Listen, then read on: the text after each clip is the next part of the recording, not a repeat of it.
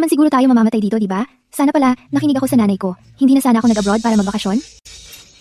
Sabi nila ibebenta raw nila tayo. Hindi na raw tayo makakauwi.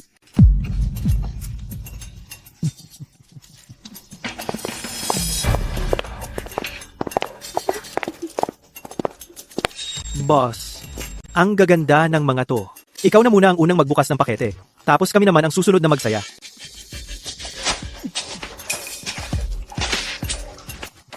Babe, dito sa lugar na to, ako ang hari dito. Kahit sumigaw ka hanggang mapagod ka, walang mangyayari.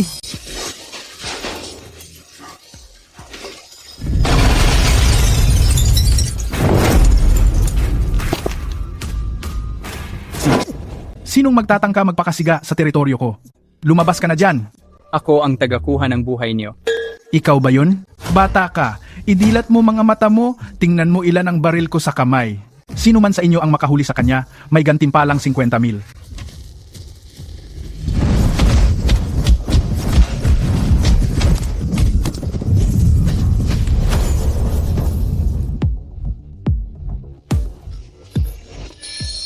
Bata ka, magaling ang galaw mo pero wag kang maging kampante agad. Labas kayong lahat, patayin siya. Gantimpalang 100,000. Ikaw na mismo ang nagkukay ng sarili mong libingan.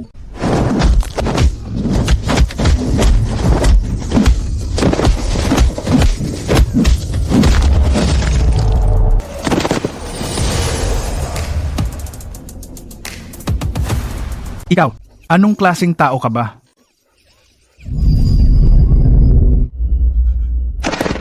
Chang Shengleng, ikaw ba yun? Ikaw ang kinatatakutang pinuno ng Chang Shengdian sa buong mundo? Maawa ka naman. Nakikiusap kami. Pakawalan mo na kami.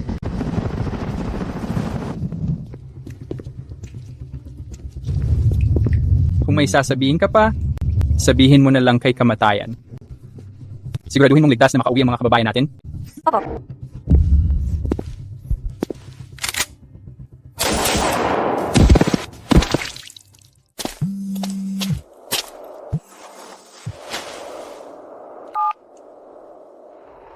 Xiao Chen, Sino ka? huwag mo nang alamin kung sino ako. May utang na 3 milyon ang mama mo sa akin. Wala nang negosyo ang pamilya niyo sa Haicheng. Tanging bahay na lang ang pwede niyong gawing kolateral. Kung gusto mong iligtas siya, kailangan mong personal na pumunta at pumirma para ilipat ang titulo. Kung hindi, maghanda ka na lang makipaglibing sa kanila. Ma? Ipalabas ang utos ko.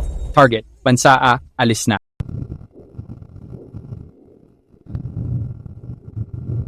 Ang hukuman na ito ay nag-aano siya ng hakol. Ang Xiao Group ay matagal ng sangkot sa krimen at katiwalian. Namonopolyo nila ang ekonomiya ng Haicheng. Sobrang dami ng kanilang sala. Ang akusadong si Xiao Chen bilang Chief Executive Officer ng Xiao Group. Dahil sa kapabayaan at pagpayag sa maraming malulupit na krimen, dapat sanang hatulan siya ng parusang kamatayan. Agad dapat ipatupad. Ngunit dahil sa kanyang ama na si Xiao Zhantian, na naging batikang bayani ng ating bansa, at nakatanggap ng pinakamataas na parangal, nagpakita siya ng pambihirang kabayanihan, kaya't minabuti ng Korte Suprema na alisin ang parusang kamatayan. Ngayon, hinahabulan si Xiao Chen ng habang buhay na pagkakait ng karapatang politikal at permanenteng pagpapatalsik sa bansa. Agad na ipinatutupad. Kapag nagtangkang pumasok kahit isang hakbang sa teritoryo ng bansa, kaagad siyang papatayin. Walang usapan. Inaakusahan lang ako ng walang basehan. Kami sa pamilya Xiao ay biktima ng maling paratang. Noon, kami sa pamilya Xiao ay pinagbintangan ng hindi tama. Pinatalsik ako ng abansa. Ngayon, para sa aking nanay, kailangan kong pumasok sa teritoryo ng abansa. Boss ng bulwagan, nakapasok na tayo sa himpapawid ng abansa. Ang air defense system nila ay nagbibigay babala at sinusubukang harangin at atakihin tayo.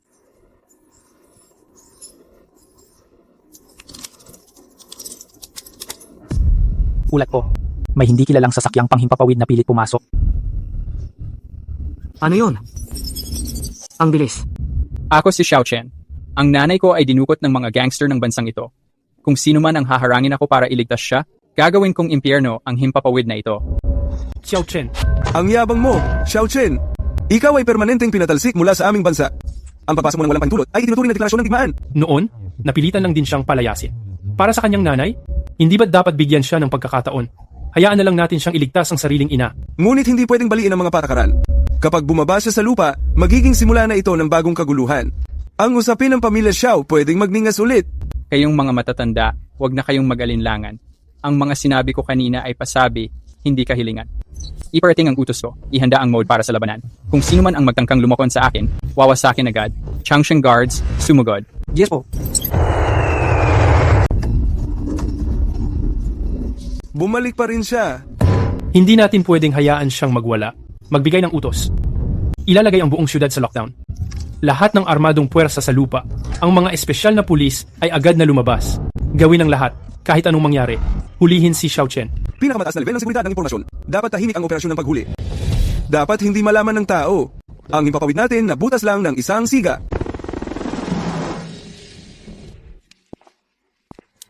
Walang hiyang babae.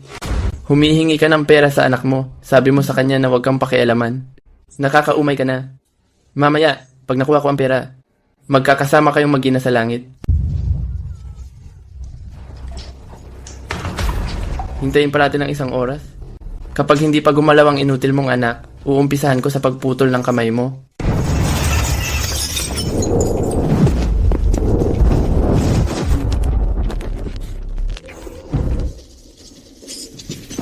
Lumayas ka.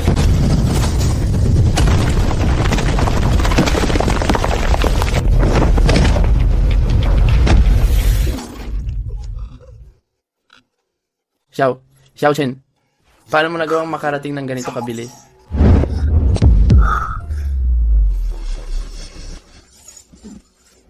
Kinidnap mo pa ang nanay ko. Hinahanap mo ang kamatayan mo.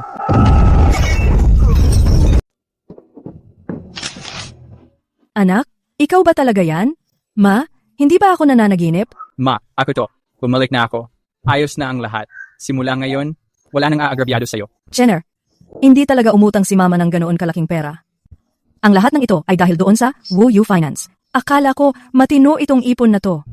Di ko naisip na scam pala. Imbes na kumita, nalugi pa ako. Patong-patong ang interes. Will you finance? Kanino ba yan? Akin din, Eagle Gang. Ginawa ko lang ng trabaho ko kapalit ng bayad.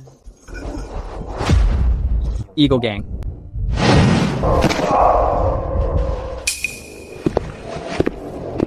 Bai Shuang, Yintan, ihatid niyo si Ma sa ligtas na lugar. Kapag may mali, humarap kayo na nakaluhod. Opo. Cheer. Linisin ng kawat. Opo. Xiao Chen, hindi ka makakatakas. Sa labas, buong lungsod naka-lockdown at hinahanap ka. Ni-gate ng Eagle Gang, hindi mo na mararating. Talaga ba? Sadyang gusto kong pasukin ang lungga ng mga halimaw.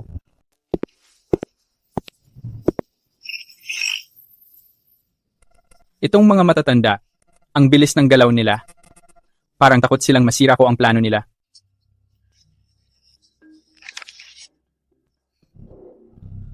Kuya, anong ginagawa mo? Pahiram ng suot mo.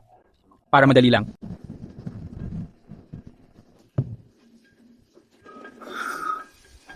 Nakakainis naman.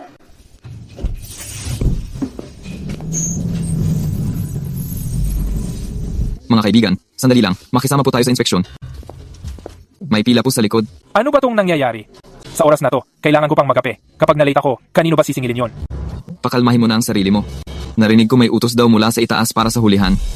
Kahit langaw, hindi dapat makalusot. Anong klaseng hulihan ang ganyan kalaki ang galaw? Sobrang OA naman ito.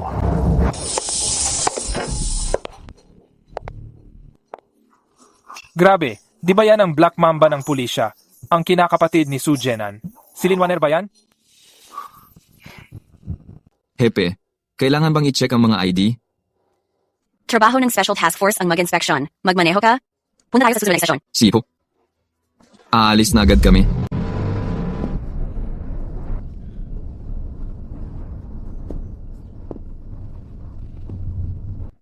Linwaner, ang ampon na anak ni Su Jenan. Nung huli ko siyang nakita, payat at maitim pa siyang batang babae. Araw-araw sunod lang siya kay Su Qingyue. Di ko inakala na magiging police inspector pala siya ngayon.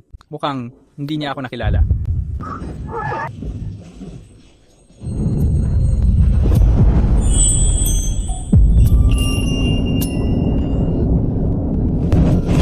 Pasensya na. Ano ba tong driver na to? Paano magmaneho? Walang kikilos. Hold up to. Sino mang gumalaw, babarilin ko. Uy, maganda pala tong babae. Ayos din ang uniforme. Mga tol, kukuha tayo ng police babe ngayong araw. Uuwi tayong may bagong reyna ng grupo. Ayoko sanang manggulo sa ganitong oras. Pero tong mga walang kwenta, talagang di na alam ang peligro.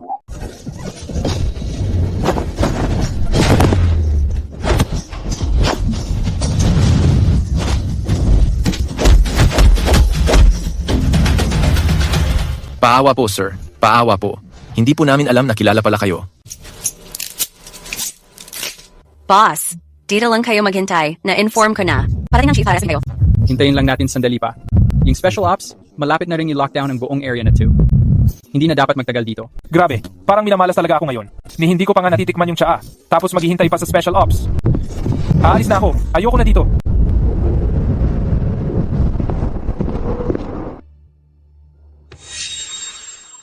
Parang pamilyar sa akin yung tao na yan.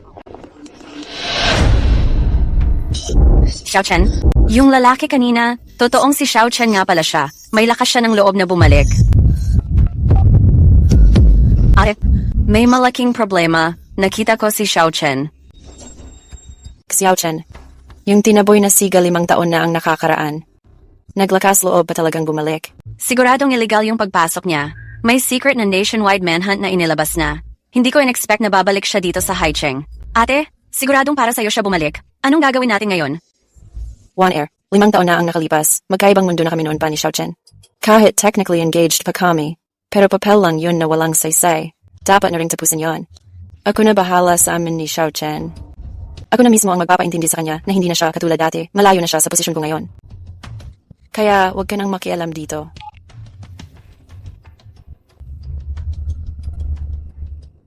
I-check mo lahat ng galaw ni Xiao Chen pagkapasok niya. Bilisan mo. Nalaman na ni Suzong ang lahat. Bumalik si Xiao Chen ngayon sa Agwa para iligtas ang nanay niya. Bumili si Nanay Xiao ng produkto mula sa Wuyu Finance na pagmamay-ari ng Yingbang. Dahil sa patong-patong na interes, umabot sa 3 milyon ang utang niya. Kahit yung maliit nilang bahay, nakuha na rin ng Yingbang. Xiao Chen, talagang siya pa rin yung taong palaging nagkakaproblema at pasaway. Pero ang grupo ng Yingbang, sinasaktan nila ang mga inosenteng tao.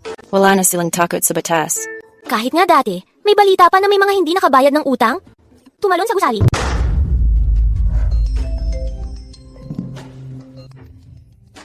Ate, illegal na nakapasok sa bansa si Xiao Chen, naka-alarma na sa buong syudad. Huwag na huwag kang madadamay dito. Hindi lang si Xiao Chen ang nagsasakripisyo dito.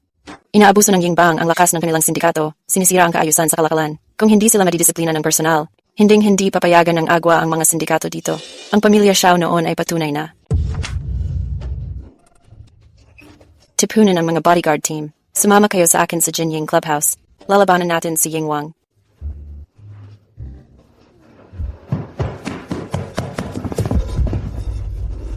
Boss, may nangyaring masama. Sablay ang plano ni Lao Hei. Nalatigo lahat ng tropa natin. Ano? Si Lao Hei pa naman, may 30 kataong armado doon ah. Si Xiao Chen pala ang rason. Illegal siyang pumasok sa airspace natin. Nailigtas na niya ang mama niya. Baka papunta na sila ngayon, diretso na sa headquarters natin. Boss, most wanted na sa buong bansa si Xiao Chen ngayon.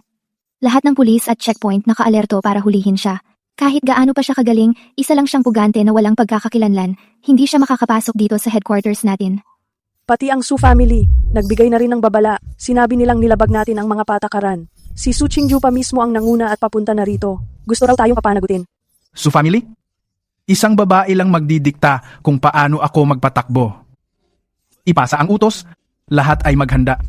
Kahit si Xiao Chen o si Su Qingyue pa yan, basta tumapak sila dito, siguruhing hindi na sila makakabalik.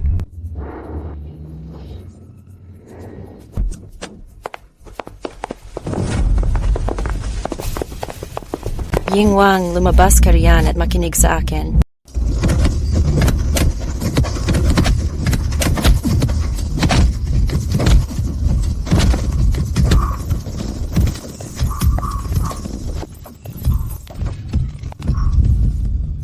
Agilahari, ang mga tao mo hindi na nila kaya. Kung matino ka, sumuko ka na lang. Sumama ka sa akin sa istasyon ng pulis para harapin ang kaso. Baka magkakaroon ka pa ng pagkakataong mabuhay. Harapin ang batas. Su Qingyue, talaga bang akala mo dahil lang may dala kang 12 ng walang kwentang tauhan? Kaya mo akong turuan sa teritoryo ko? Ang bansa ay may batas. Hindi bagay dito ang tulad mong salot. Dito sa lugar na to, ako ang batas. Kung gusto mong magpasikat, Sige, pagbibigyan kita. Isara ang pinto, paluin ang aso.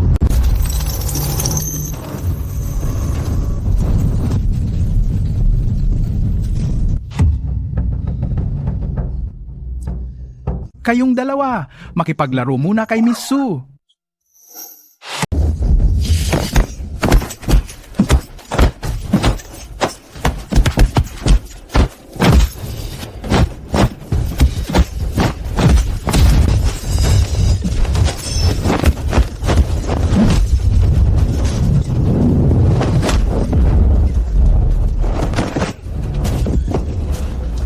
Ang sikreto ng grupo ng Ying hindi naman pala ganon kalakas.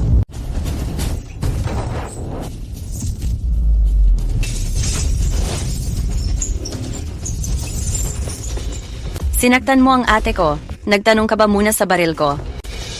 Warner, hindi ba't nasa isang misyon ka para sa Wanted? Ang ganitong kaganapan, paano mo naman ako mawawala rito?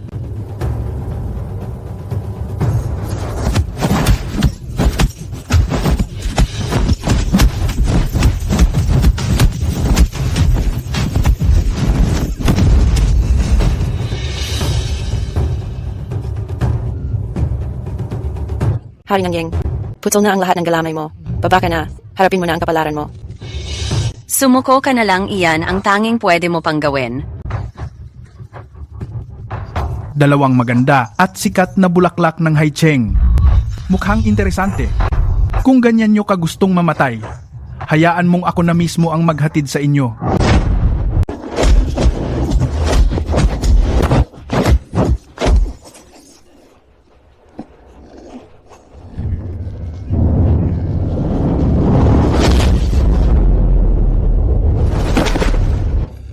Sinira ninyo ang dalawa kong magagandang bulaklak na mga asasin, kaya kayong dalawa ang magbabayad sa kasalanan. Haicheng Shuanghua, hindi ko pa natikman ang lasa niyan. Dalhin sila pabalik para maayos na maturuan? Siguradong mas masaya yon kaysa sa patayan at gulo. Pway, bastos ka. Bitawan mo kami. Pag nalaman ng tatay ko, papatayin ka niya. Si Su Jian ang matandang buisit, retire na, hindi ako natatakot.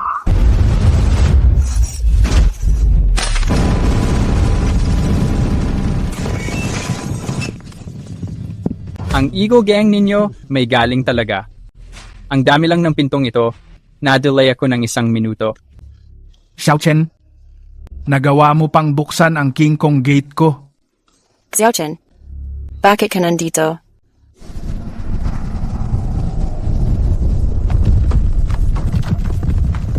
Isang minuto lang, sapat na yun para mamatay ka ng 10 beses.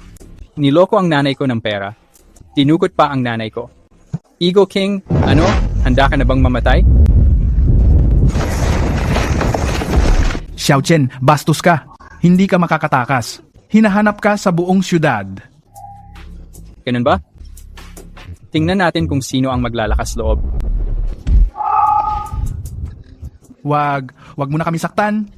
Wu Yu Financial. Hindi ko negosyo yan. Sa Jin family yan. Jin family.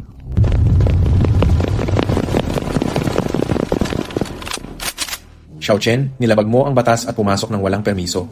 Ngayon, ayon sa utos ng pinakamataas na autoridad, ikaw ay huhulihin at ayon sa batas, ipapadeport ka.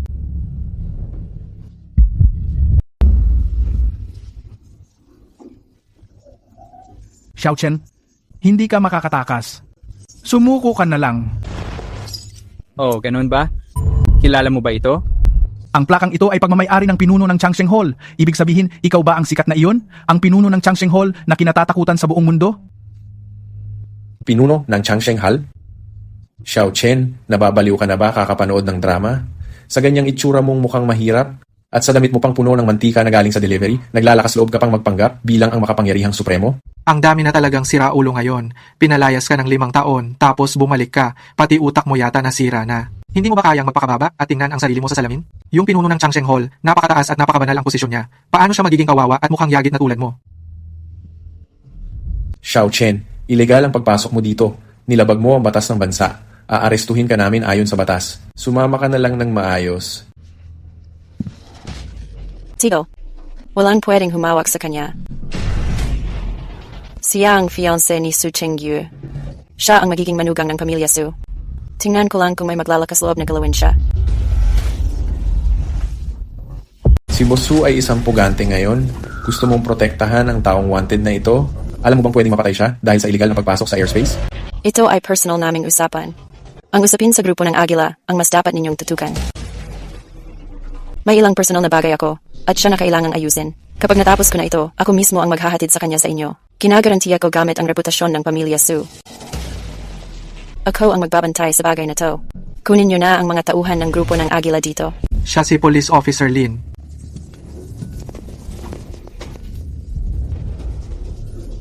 Xiao Chen, sapat na ba ang kabaliwan mo? Kung hindi dahil sa akin kanina, bangkay ka na sana ngayon. Huwag mo nang gamitin yung badge mo para magpakitang gilas at manloko ng tao. Akala ng isang bagitong ganyan, pwede na siyang maging bayani ng digmaan? Ang ganyang kasinungalingan, mas mapapahamak ka lang. Mukhang gusto talagang i-break off ng Su family ang engagement. Tama naman. Lugmok na kasi ang pamilya Xiao. Pinuno ng tahanan ng Changsheng. Mga kwento mong panloloko sa bata. Nagagawa mo pa talagang imbentuhin ganyan? Sumama ka na sa akin pabalik sa Su family. Pirmahan mo na ang annulment ng engagement na yan. Ikaw na puro dahas lang alam, hindi ka kailanman papasok sa pamilya Su. Su Qingyu, mayabang at mapagmalaking bata ka talaga. Ipaabot sa Baishuang Silver Hall, lahat ng miyembro ng Changsheng Guards nasa silent mode na. Pagdating natin sa Su family, huwag kang basta-basta magsasalita. Lalo na huwag mong babanggitin ang katawa-tawa mong titulo bilang pinuno ng hall. Ayokong mapahiya dyan. Xiao Chen, 5 taon ka nang wala sa Haicheng. Akala ko matututo ka na kung paano maging disenteng tao. Pero ikaw, bukod sa puro gulo at mga walang kwentang kasinungalingan, iyon lang ba ang alam mong gawin, puro pagwawaldas lang ng buhay? Ang mga tulad mong nabubuhay sa dilim, hinding-hindi mo maiintindihan kung ano ang tunay na mga patakaran ng lipunan. Ang anak ni Su Tiong, hindi talaga siya, kagaya ng ama niya, na napakabait. Lumalaki kang mabuting bata. Palaki ng palaki, lalo kang nagiging kamukha ng tatay mo. Sayang lang, noon si matandang Xiao ay nagbuwis ng buhay para iligtas ako, namatay siya sa labanan. Habang buhay, may utang akong buhay sa pamilya Xiao. Jenan, nagiging ulyanin ka na yata, no? Siya ay isang pugante na ngayon, na pinaghahanap sa buong lungsod. Naglalakas loob ka pa talagang dalhin siya dito sa bahay. Tumahimik ka. Noong nagkaproblema si Xiao Chen, wala akong magawa sa batas. Pero ngayon may ebidensyang lumalabas na ang totoong kriminal nung araw ay baka hindi si Xiao Chen. At kung hindi mapawalang sala si Xiao Chen, maaaring makalabas ng bansa si Qingyu kasama niya. Hindi problema ang pera. Sinasabi ko sa'yo, Su Jenan, huwag mong asahang makabayad ka ng utang na loob. Kung pilitin mo talaga ang anak ko, napakasala ng isang ganitong kriminal, at takas pa, tapos kailangan pang tumakas sila magkasama palabas ng bansa, hindi ko palalagpasin to, kahit ngayon pa lang, magharap tayo. Kung wala si Kuya Xiao, hindi sana naging ganito si Su Jenan ngayon. Buong puso ko na ang desisyon ko. Kailangang ikasal agad sina Qingyu at Xiao Chen. Ito na lang ang tanging bagay na kaya ko pang gawin para sa pamilya Xiao. Itong negosyo ng pamilya, Su, balang araw, mapupunta rin yan kay Xiao Chen. Kapag may sumalungat pa, umalis na lang kayo sa bahay, Su. May aasikasuhin pa ako sa presinto. Mauna ka na. Oh, One-Air, babalik din ako sa grupo, ihahatid na kita. Qingyu, huminto ka nga dyan. Qingyu, dalhin mo si Xiao Chen palabas. Pumili kayo ng ilang disenteng damit. Itong suot mo na pang-deliver, bawal mo nang isuot mula ngayon. Papa, may 2 pa akong video conference na pang-international ngayong hapon. May usapan pa ako mamaya sa General Manager Lin ng Wanhe Group tungkol sa partnership. Wala talaga akong oras. Lahat ng schedule ko ipakansel mo. Simula ngayon, ang pinakamahalaga mong trabaho ay samahan si Xiao Chen. Shali, cancelin mo lahat ng schedule ko ngayong hapon. Pati iyong dinner, tanggalin mo. Huwag mo nang tanungin, gawin mo lang. Tara na. Xiao Chen, magbigay ka ng presyo. Anong presyo? Magkano ang kailangan bayaran sa'yo para pumayag kang ikaw mismo ang mag-request ng breakup kay papa ko? Tignan mo itsura mo ngayon. Ayokong magkaroon ng kahit anong koneksyon sa isang puganting puro pakikipag-away lang ang alam. Hindi ko kailangan ng pera. Wag mo akong bulahin. Isang taga-deliver yan. Tapos, sinasabi mong hindi mo kailangan ng pera? Yang kaunting pride mo, walang halaga sa akin. Grabe, ang yabang mo ha? Ganyan ba ang gusto mong makipag-break? Parang gusto ko tuloy. na hindi siya pagbigyan sa gusto niya. Walang kwenta, mas importante ang totoong usapan. Kailangan ko nang makawala sa kanya. Su Chingwei, natatandaan ko nung bata ka palagi kang nakadikit sa likod ko, iyak ng iyak, at sinasabi mong ako lang ang papakasalan mo. Bakit parang hindi mo na maalala? Salbahe ka talaga. Xiao Chen, noon bata ka pa, wala ka pa talagang alam. Magpakalawak ka naman ng isip. Papa ko, kahit sikat sa negosyo dito sa Haicheng, sa bahay namin siya ang nasusunod lahat. Pero ang pamilya ng mama ko mula sa political background din. Hindi man sila mataas masyado, pero sobrang importante sa kanila ang reputasyon at dignidad. Ikaw, may kasong hinahanap ng pulis. Wala kang record at hindi ka kilala. Gusto mong pumasok sa pamilyang Su. Hindi tayo magkapareho ng mundo. Mas mabuti pang sumuko ka na. Lahat tayo mag-move on. Kung pareho ba tayo ng mundo, hindi ikaw ang pwedeng magdesisyon. Malay mo isang araw, kayo din sa Su family ay kailangan ng tulong ko. Xiao Chen, bumaba ka na. Ngayon, dadalhin kita para bumili ng gamit. Ito na ang hangganan ng pasensya ko. Itigil mo na ang mga ilusyon mong hindi makatotohanan. Kahit ano pa ang iniisip ng tatay ko, tuloy pa rin ang pag-cancel ko sa kasal na to. Makinig ka, manatili ka lang dito ng maayos. Huwag kang gagawa ng gulo. Pagdating ng oras, ako mismo ang maghahatid sa'yo palabas ng bansa. Hi, Heng. Hindi ka bagay dito. Dahil ang mga taong katulad mong puro gulo lang ang alam, hindi ka tatagal dito. Su Qingjue, nagkakamali ka sa isang bagay. Hindi ikaw ang gustong kanselahin ang engagement at ayaw magpakasal. Kundi ako, si Xiao Chen, ay never pa naman pumayag na pakasalan ka. Sunduin mo ako. Boss.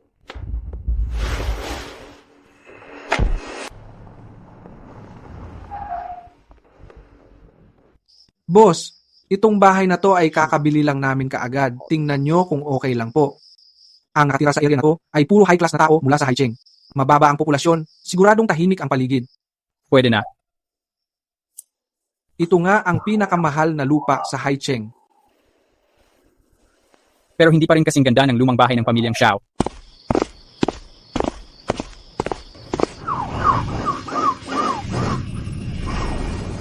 Impossible kay Xiao Chen?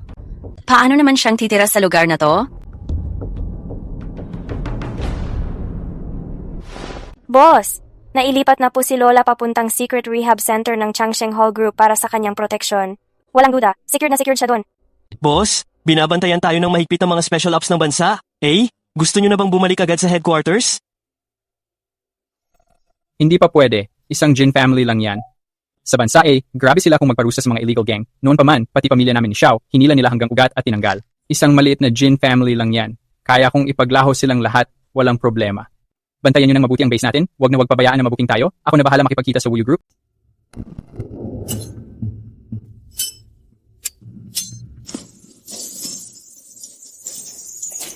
Bakit ka ba sumisigaw? May utang, kailangang bayaran. Ganyan talaga dapat, natural lang. Malinaw namang investment ang usapan natin. Paano naging utang na bigla? Wala naman kaming pera. Kinuha nyo na lahat Kung wala kayong pera, ibayad nyo na lang ang mga sarili nyo sa kumpanya. Sakto, kulang sila ng mga taga-trabaho sa overseas business. Ipadadala namin kayo habang buhay na magtrabaho para mabayaran ang utang. Lolang babae, nakikita ko sa litrato, maganda pala ang anak mo. Pag hindi ka nakabayad ngayon, palalabasin kong sa club ko, magtrabaho ang anak mo para pambayad utang. Doon, grabe ang trabaho. Sandali lang, mababayaran na rin ang lahat. Nakikiusap ako, Jin Xiongye. Patawarin mo na ang anak ko. Buhay ko na yon. Nasa Haicheng ang buhay ko. Ang regulasyon ko, buhay ang kapalit. Tigil! Ngayon, sarado kami. Wala kaming tinatanggap. Bumalik na lang kayo bukas kung may kailangan kayo. Hindi pwede yan. May hawak akong deal na halos 1 trilyon. Hindi na ako makapaghintay na mag-invest. 1 trilyon? Saan galing ang taong to? Mukhang gusto pang mamatay?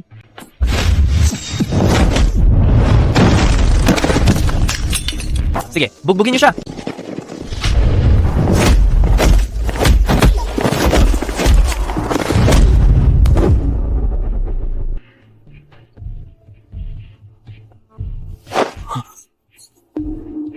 Samahan mo ako. Gusto kong makausap ang boss nyo. Nagkaproblema si Jin Xiao. May isang tao na nanggugulo. Lahat ng mga tropa natin sa harap ng pintuan, napatalo niya ng mag-isa.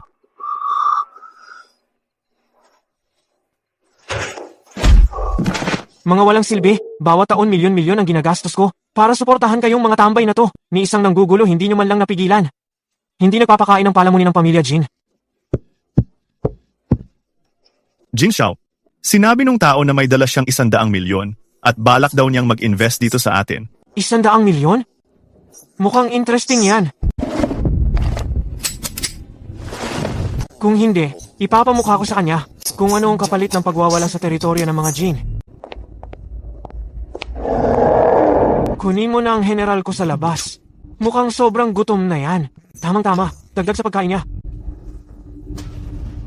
Kayo, samahan niyo ako at harapin natin ang taong to.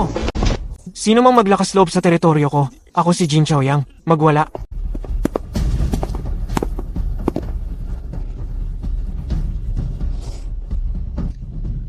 Akalain ko ba na sino ang mayabang dito? Nagpapakastig at naghanap ng gulo sa Wuyu Group. Yun pala, 5 taon nang nakalipas nang umalis dito nang nakakahiya si Xiao Chen. Jin Chaoyang, kakaiba ang pinagmulan at kalagayan mo. Ngayon, narito ka pa sa Haicheng, ang lakas ng loob mo at masyadong maingay ang kilos mo. Mukhang kinilala na talaga ng mga nakatatanda sa pamilya Jin ang estado mo. Xiao Chen, gusto mo talagang mamatay? 5 taon kang nagstay sa ibang bansa. Mukhang hindi ka pa rin natuto paano manahimik. Tumahimik ka. Nakahanda na lahat ng pagkain. Mahal kong baby, maghanda ng kumain. Kagatin mo ang leeg niya, putulin mo.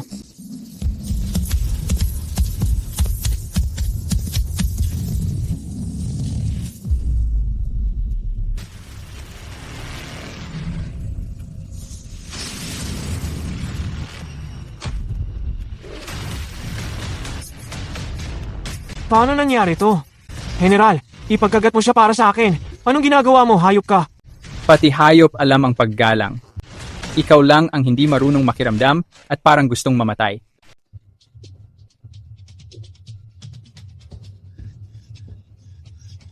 Walang kwentang hayop.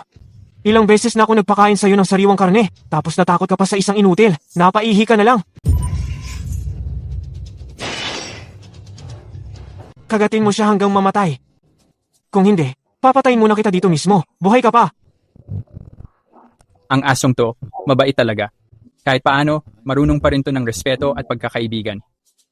Nakakalungkot lang, kasi may mga taong mataas ang pwesto, pero mas mababa pa sa hayop kung mabuhay. Huwag mo akong turuan. Simulan na natin ang biyahe mo.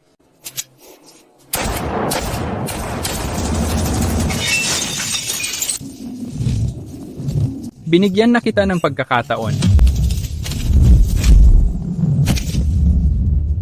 General!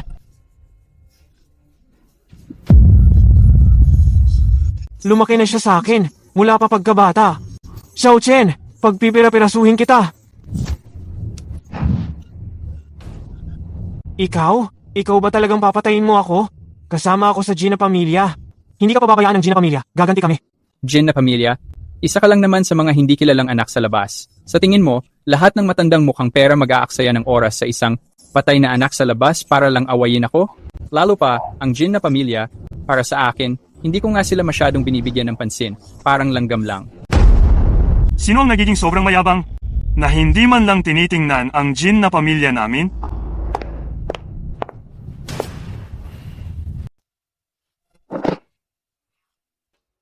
Kuya, buti naman at dumating ka na. Itong mokong na to, hindi lang sinira ang kumpanya. Pati si General nasaktan pa niya. Siya na lang ang tanging pag-asa ko. Hindi natin siya pwedeng palampasin.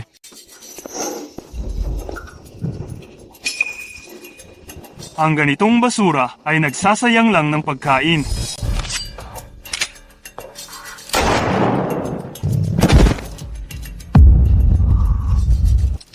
Sa pamilya Jin, walang lugar ang mga batugan. Hindi rin kami nagpapakain ng mga inutil na aso. Jin Chaoyang, isa kang anak sa labas. Huwag na huwag mong ipaparamdam sa akin na wala kang kwenta. Xiao Chen, ngayon, sigurado akong hindi ka makakalabas sa building na to. Ipapadamay kita kay General sa kamatayan. Para titli ng manok, hindi kailangan ng palakol. Xiao Chen, dito sa lungsod ng Hai, ang pamilya Jin ang batas. Pumasok ng special security ng pamilya Jin.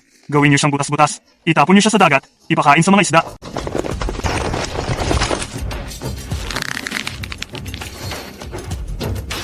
Special security daw. Para namang suicide squad ang papasok.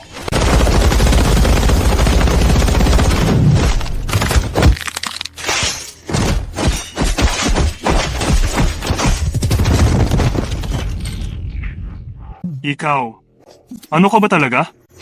Xiao Chen, kahit gaano ka pa kagaling lumaban, kung lalabanan mo ang pamilya Jin, parang hinuhukay mo na ang libingan mo. Alam mo ba kung sino ang sumusuporta sa pamilya Jin? Yun ay ang makapangyarihang Changsheng Dian. Pag nagkamali ka ng galaw sa pamilya Jin, ay ang pagbangga na rin sa Panginoon ng Changsheng Dian. Ang boss ng Changsheng Dian, isang kumpas lang ng daliri niya, pwede kanyang burahin sa mundo. Changsheng Dian. Ang pamilya Jin, talagang ginagamit pa ang pangalan ng Changsheng Hall para mangloko ng tao. O baka naman may problema na mismo sa Changsheng Hall. Mukhang malaki talaga ang nakuha ng bansa ngayon Xiao Chen, natroma ka siguro, no? Tama, ang pamilya Jin nga ay nakinabang sa proteksyon ng Changsheng Hall. Dati, kami ang pinakamahina sa 4 na pangunahing pamilya. Pero ngayon, nilampaso na namin ang Wu family. Tinapaktapakan na lang namin sila. Kung kontrahin mo ang pamilya Jin, parang pinapatamaan mo na rin ang mismong pinuno ng Changsheng Hall. Kahit may 100 kang buhay, hindi pa rin yan sasapat. Oh, ang tindi nyo pala Jin family. Kaya nyo palang gawing taga-proteksyon nyo ang Changsheng Hall na ni Anino hindi nakikita ang leader nila. Oo, malaki ang utang na loob namin sa Changsheng Hall, lalo na kay right-wing General Meng Yun, na talagang tumulong sa amin. Ikaw naman kasi, puro rumble lang ang alam, wala kang kaalam-alam. Grabe, si right-wing General Meng Yun pa talaga. Ang Changsheng Hall, lagi namang tinutulungan lang ang bayan at nagpapakatino, hindi ang sumusuporta sa inyo na parang lintang ka. Wala ka talagang alam. Si right-wing General, sumunod lang yan sa lihim na utos ng pinuno ng Hall, kaya niya kami pinoprotektahan. Taon-taon, nagpapadala ang pamilya Jin ng bilyong-bilyong pondo sa Hall. Kaya nga tawag dyan, palitan ng pabor. Naku, si Mangin pala. Nangahas mamimiki ng utos sa likod ko at tumanggap pa ng lagay. Ang kalinisan ng Changsheng Hall, hindi papayag na madungisan ng mga trader na tulad niyan. Kung totoo yon, kailangang linisin ang hanay. Kilala mo ba ito?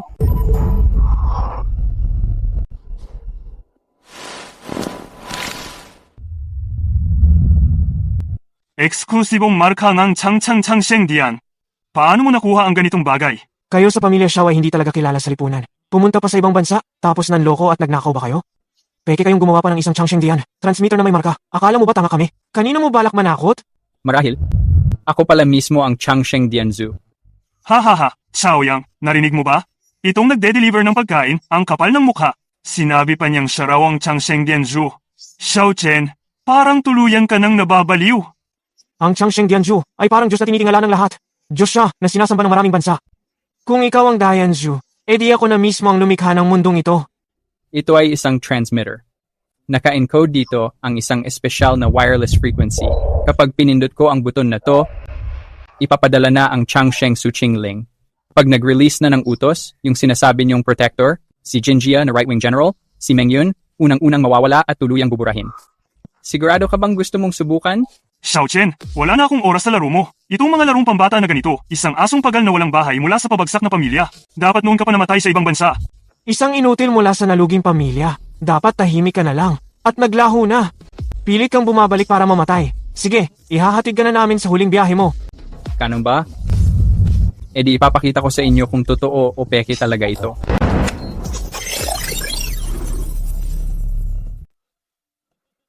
Akala ko may paparating ng libo-libong sundalo na gigiba ng building ko. Yun pala, wala namang nangyari. Xiao Chen, basurang tao ka talaga. Niloko mo kami sa harap namin mismo. Xiao Yang, tigilan mo na ang pakikipag-usap sa taong yan. Ikaw, dapat ipakita mo naman sa akin yung galing mo na hinangaan ng marami ng mga taon sa labas. Kung di mo pa mapatumba ang isang hampas lupa, wala ka na talagang silbi. Jin Xiaoyang, inutil ka talaga. Hinahayaan mo na lang natapakan ka niya. Di ko inasahan, duwag ka rin pala. Ang natatandaan ko, namatay ang nanay mo noong bata ka pa lang, di ba?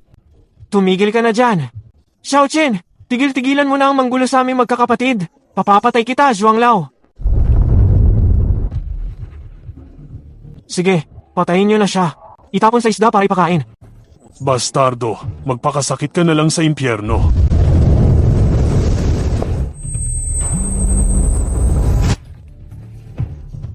General, bakit kayo mismo ang pumunta dito?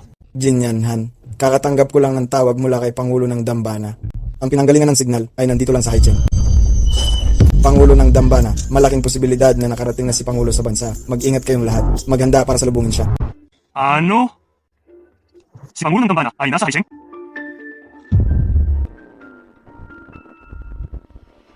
Zhongao, tama na.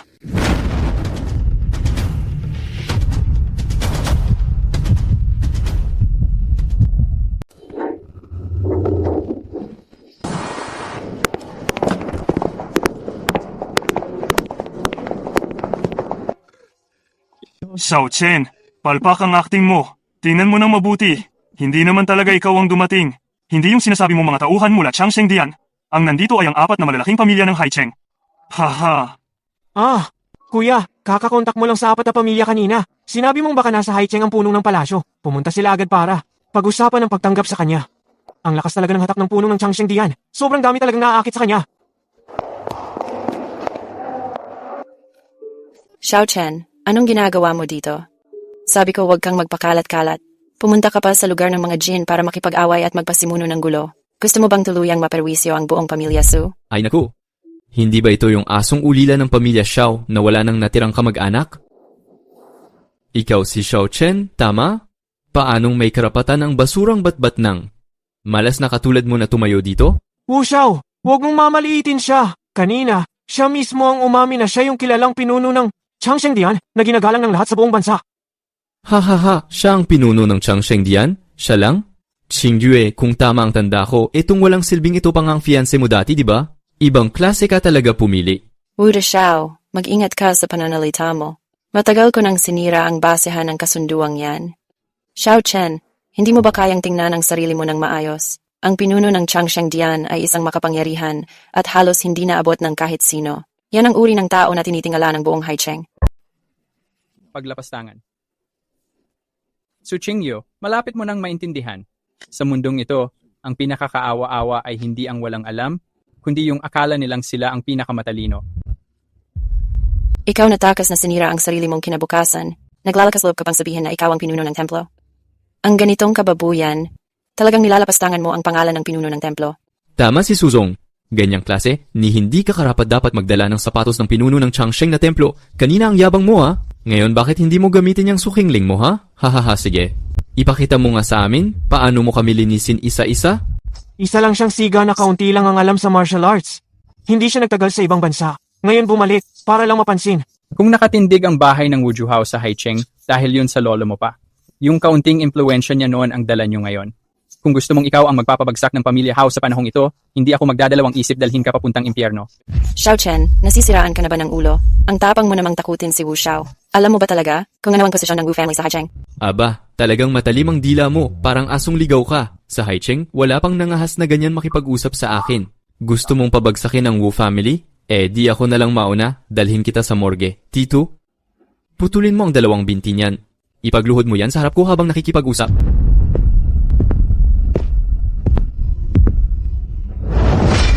Bata, malaking karangalan mo na mapilit akong gumalaw para sa'yo. Xiao Chen, yan ang kapalit ng kayabangan mo.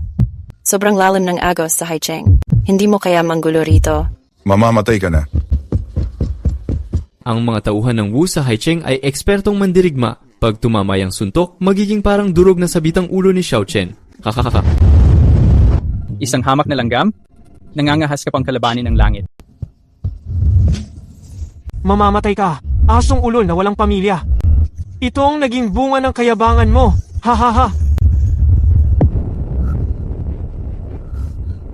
Xiao Chen, bilis, umiwas ka.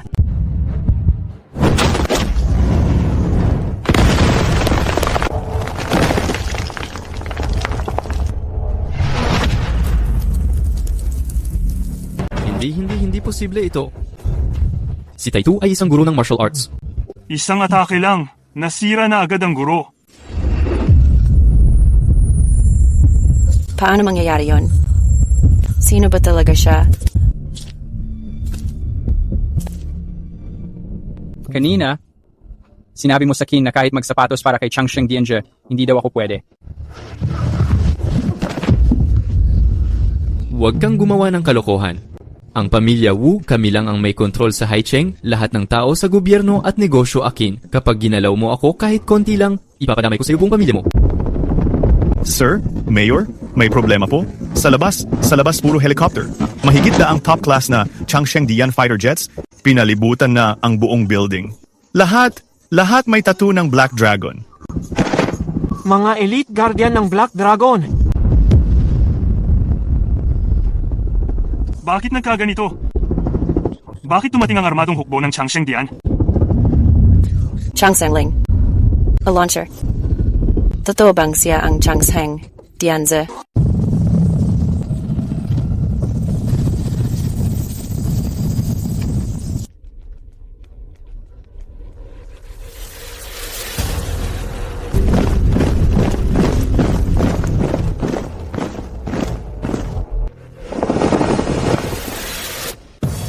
Nagbibigay galang ang lingkod sa punong hari. Maligayang pagbabalik, punong hari. Punong hari ng Changsheng. Talaga bang siya iyon? Grabe, siya yung lalaki na binastos ko ng todo. Palaging itinuring kong basurang walang silbi. Hindi ko akalaing siya pala ang namumuno sa Changsheng. Siya ang Changsheng na sinasamba ng lahat ng bansa. Punong hari, maawa po kayo. Pasensya na po, hindi ko namalayan ang kapangyarihan nyo. Napagsobrahan ko kayo, patawad po. Punong hari, pakawalan nyo na po kami, kahit parang wala lang. Nagkamali ako, punong hari. Ang Jin pamilya, hindi nagagamitin ang pangalan ng Changsheng sa panloloko sa labas. Pakisuyo, punong hari, kahit gawing aso nyo na lang ako. Bigyan nyo ako ng pagkakataong mabuhay. Punong hari, maawa po kayo. Ang Wu pamilya tanggap na ang pagkakamali. Magmula ngayon, magpapakumbaba na ang Wu pamilya sa punong hari. Hindi na kami magpapakaarugante kahit kaunti. Ang pamilya Jin ay ginamit ang pangalan ng tanggapan ng walang hanggang buhay para magtayo ng walang alalang pondo. Nangungutang ng mataas na interes at nanlalamang sa mga tao. Nagnanakaw ng yaman at kumikita ng buhay. Maraming kasalanan at dapat maparusahan. Leader ng tanggapan, patawarin niyo po ako. Leader ng tanggapan, maawa po kayo, patawarin niyo po ako. Si Meng Yun, siya ang kanang kamay na general. Si Meng Yun, siya po ang tumanggap ng milyon-milyong pera namin mula sa pamilya Jin. Bawat taon, siya po mismo ang pumayag na gawin namin ito. Lahat ng ito ay siyang nagutos. Nasaan na si Meng Yun? Leader ng tanggapan, ang mga kaliwa at kanang general ay laging nagpapakatanggol sa labas ng teritoryo hindi pumapasok sa punong tanggapan. Sa ngayon, di namin alam kung nasaan ang kanang kamay na general. Ipag-utos sa lahat ng tagapagbantay ng walang hanggang buhay sa buong mundo. Ipahanap at arestuhin si Meng Yun. Buhayin at dalhin dito. Ako mismo ang maghuhusga. Masusunod. Ipakulong ang buong pamilya Jin. I freeze ang lahat ng negosyo. Kumpiskahin lahat ng ari-arian. Walang bawas, walang labis. Lahat ay gagamitin para bayaran ang mga nagdusa.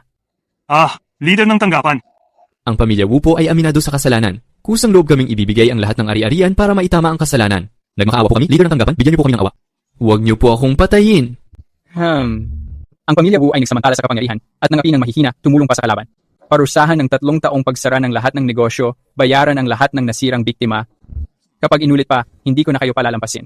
Maraming salamat, leader ng tanggapan, sa pagligtas sa buhay ko. Maraming salamat po.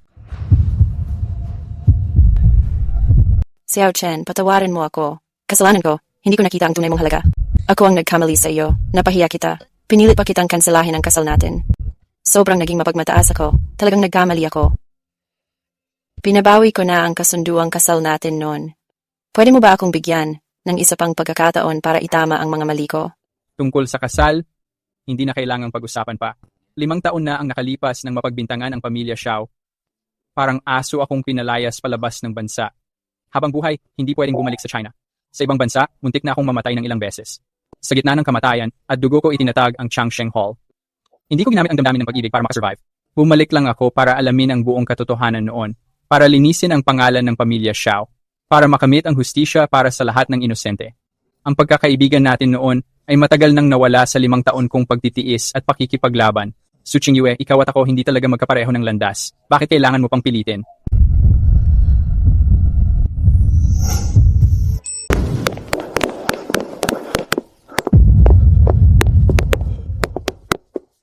Xiao Chen, mabuting bata ka. Alam ko na. Hindi ka talaga pangkaraniwan. Noong nakaraang panahon, nagkaroon ng malaking paratang sa pamilya Xiao. Hindi ko nagawa ang kahit na ano. Ngayon, bumalik ka na may dangal at tagumpay. Pwede nang linisin ang pangalan ng iyong pamilya. Xiao Chen, noon hindi kita naunawaan. Inisip ko pang isa kang sinungaling at nanloloko lang. Maraming beses kitang na-offend, patawad. Huwag na nating pag-usapan ang mga nangyari noon, Tito Su. Gusto ko lang malaman, sino talaga ang tunay na nagplano noong sabuatan laban sa pamilya Xiao?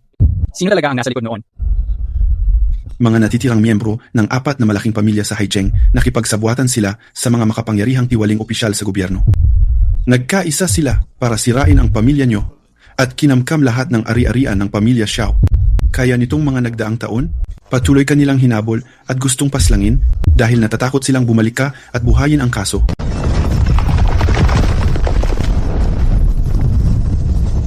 Ayos lang. Talagang ayos lang. Ipalaganap ang aking pinakamataas na utos. Lahat ng miyembro ng Changsheng Guard kumilos. Imbestigahan ng lubusan ang lumang kaso ng pamilya Xiao 5 taon na ang nakalipas. Lahat ng sangkot, mula sa pinakamataas na opisyal ng gobyerno hanggang sa mga tauhan sa probinsya, walang makakatakas. Hulihin ang lahat at dalhin sa hustisya. Dugo ang kapalit ng dugo. Masusunod po.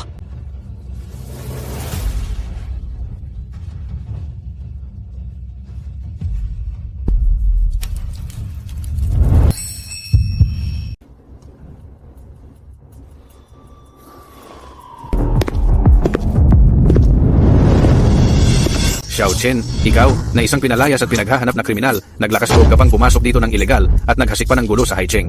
Ngayon, nagtatangkang lumusob ka pa sa pinakamahalagang lugar ng Abansa. Akala mo ba laruan lang ang batas ng bansa namin?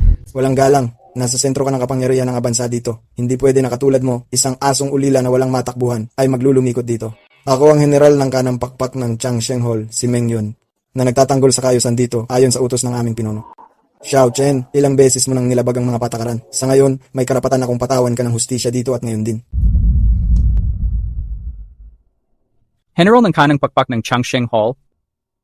Ang pinuno ng Changsheng Hall ay alam na traitor ka, may kasabwat ka pang tiwali. Iniisip mo ba ang magiging kinabukasan mo? Ang yabang mo. Naglakas loob ka pang bastusin ang general ng Changsheng Hall. Gusto mo talagang mamatay. Xiao Chen, kahit gaano pa kataas ang galing mo, ngayong nakapasok ka na sa pinto na, hindi mo na mababago ang kapalaran mo. Ha, hustisya? Xiao Chen, wala ka namang iba kundi yung itinaboy noon, isang asong walang matirhan na pinaalis na lang. Anong karapatan mo para pag-usapan ng hustisya? Sa harapan ko. Ngayon, kukunin ko na ang buhay mo.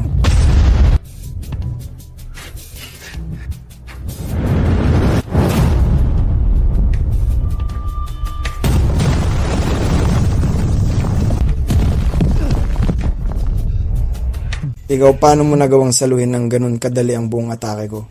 Sino ka ba talaga? Meng Yun, gumagamit ka ng pangalan ng Changsheng Hall para tumanggap ng lagay sa bansang A, nakikipagsabuatan ka sa mga kriminal, Tan, A. Hinahayaan mong masagasaan ang mga inosenteng tao. Traitor ka sa pinuno ng Hall, dinudungisan mo ang malinis na pangalan ng Changsheng Hall, dapat ka talagang mamatay.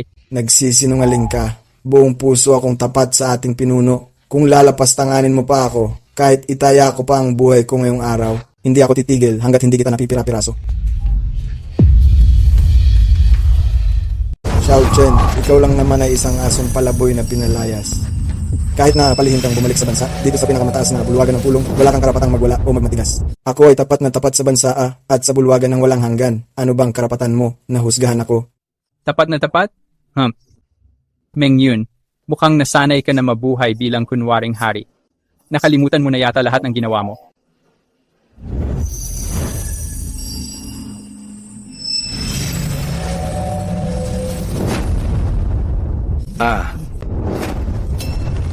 Ang walang hanggang selyo. Ito ang walang hanggang bulwagan, ang pinakamataas at pinaka-powerful na selyo ng pinuno ng bulwagan. Ikaw, dala-dala mo ang selyong yan. Sino ka ba talaga? Ako mismo ang pinuno ng walang hanggang bulwagan, si Xiao Chen.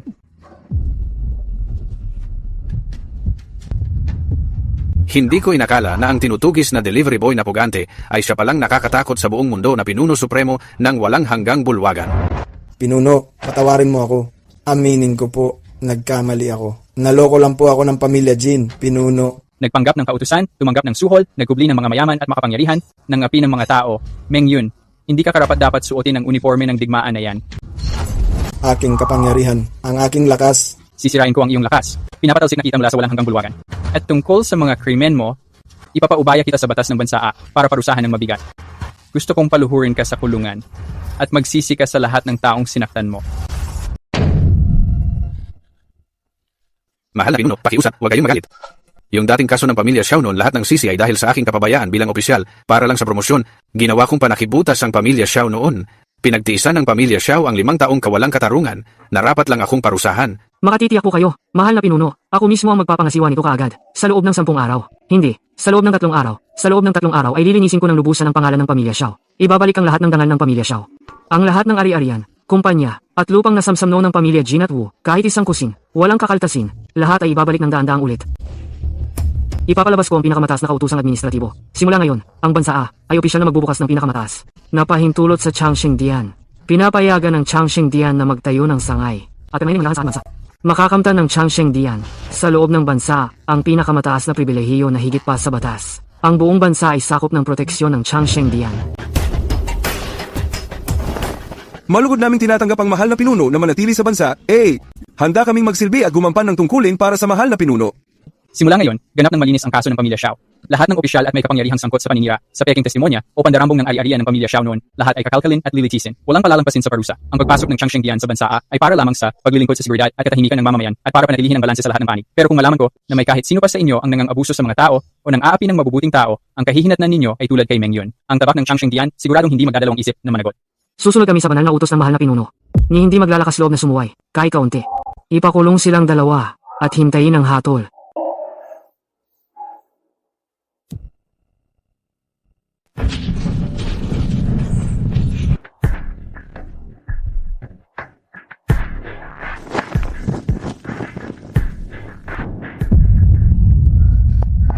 Xiao Chen, hindi, Panginoon ng Palasyo.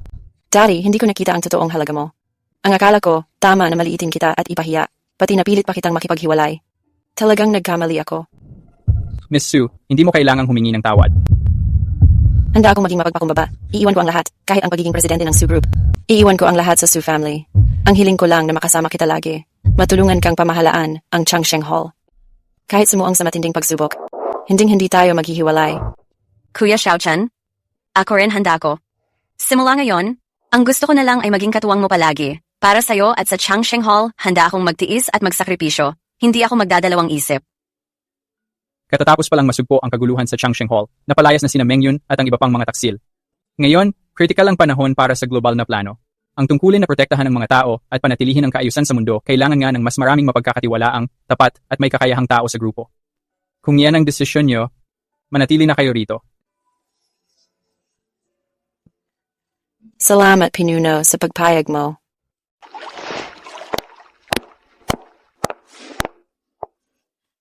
Jenner, ang mabait kong anak. Sa wakas, bumalik ka na. Si Kuya Lao Xiao, matahimik na ang kaluluwa niya sa langit. May tagapagmana na ang pamilya Xiao. Ang mandirigman ng digmaan ay nabalik na. Ang natatagong hinanakit ay napawi ng isang araw. Sa wakas, tahimik na ang buong bansa. Ma, bumalik na ang anak mo. Simula ngayon, ako ang magpapasya sa Haicheng. Ako ang magpapasya sa buong bansa. Wala nang kahit sinong maglalakas loob mang api sa pamilya Xiao natin. Wala nang sino mang mangangahas na saktan ka kahit katiting. Maligayang bati sa Pangulo ng Palasyo. Napawi niyo na ang natatagong hinanakit. Nangunguna sa bansa A, pinangingilangan ng buong mundo. Mabuhay ang Pangulo ng Palasyo. Ang palasyo ng walang hanggan ay sumusunod sa utos. Simula sa araw na ito, kami ay magtatanggol sa buhay ng lahat. Ipapatupad ang katarungan, magdadala ng kapayapaan. Simula ngayon, payapa na ang 4 na dagat. Gagalangin na tayo ng lahat ng bansa. Wala nang hinanakit sa mundong ito. Wala nang pang-aapi.